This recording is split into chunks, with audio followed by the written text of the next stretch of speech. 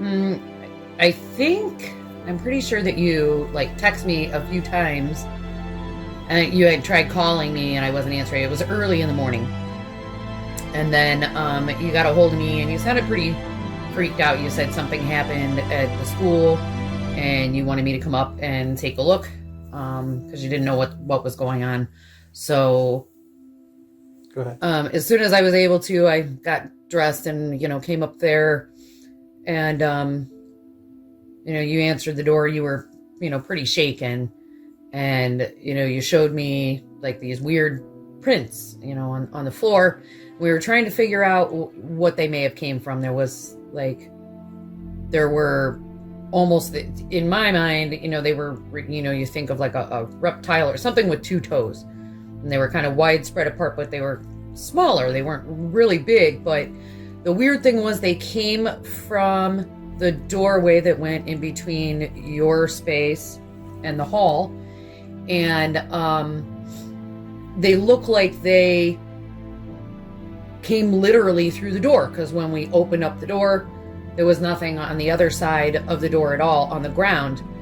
But then you showed me it looked like almost like a antler or a horn or something like scraped the wall, and it went from one side to the other. But there was a bolt on the door, like one of those metal ones that you pull the latch over and then put a padlock through, and so nothing could have gotten through the door.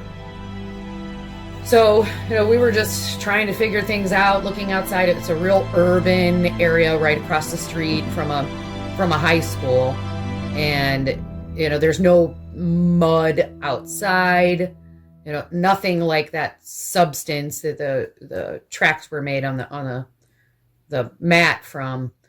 We looked around outside, and it's literally concrete and sidewalks. So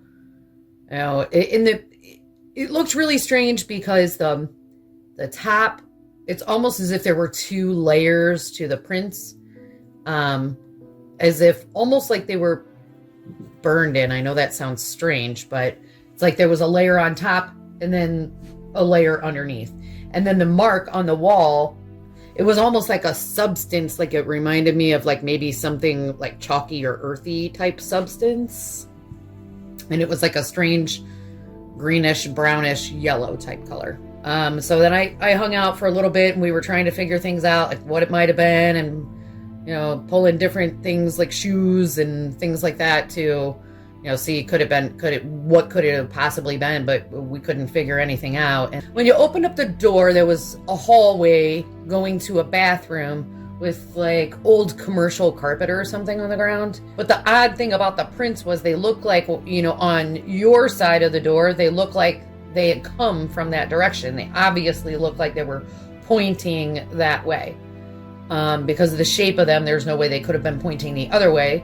But when you open the door, there was nothing on the ground or on the carpet on the other side at all that looked like, you would think if something or someone or whatever stepped in that weird substance, and then they walked from that hallway into the karate school, that you would think that there would have been some kind of print on the other side of the door on the carpeting or something. There was nothing, like literally nothing. And as far as my character, would you say that I'm the type of person that gets freaked out and spooked out about things all the time, or tries to make up supernatural things? No, not at all. You're actually pretty stable as far as things like that go. I had never, actually, in all honesty, I've known you for over 10 years.